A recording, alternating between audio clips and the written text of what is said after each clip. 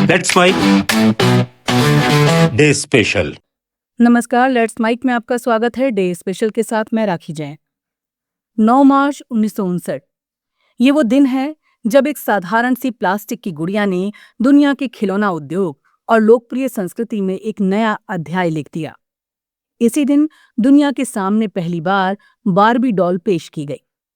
New York में आयोजित American international toy fair में जब ये गुड़िया प्रदर्शित हुई, तब शायद ही किसी ने सोचा होगा कि ये आने वाले दशकों में दुनिया की सबसे प्रसिद्ध और सबसे ज्यादा बिकने वाली गुड़िया बन जाएगी।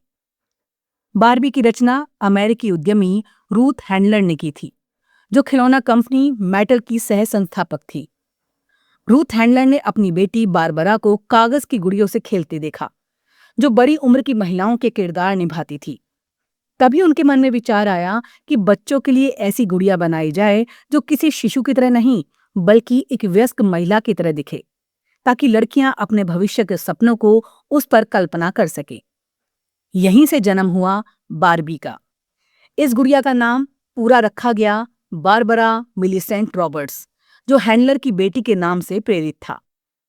पहली बार जब इसे दुनिया के सामने लाया गया, तब ये 11 इंच लंबी गुड़िया काले सफेद धारीदार स्विमसूट, सनग्लास और हाई हील्स में दिखाई दी।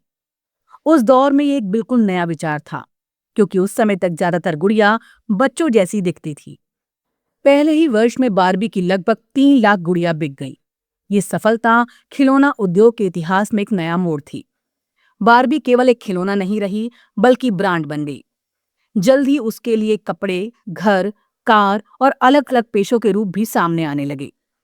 1961 में उसके साथ एक साथी पात्र भी पेश किया गया, केन, जिसका नाम हैंडलर के बेटे के नाम पर रखा गया था।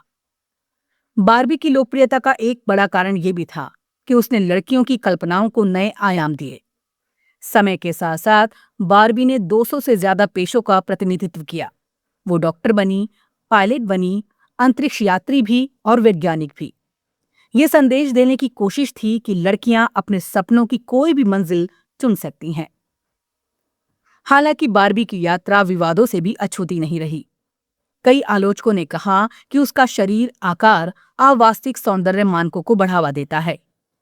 समाजशास्त्रियों और मनोवैज्ञानिकों ने इस पर चर्चा की कि क्या ये बच्चों के मन में गलत अपेक्षाएं पैदा कर सकता है, लेकिन समय के साथ कंपनी ने इसमें बदलाव किए।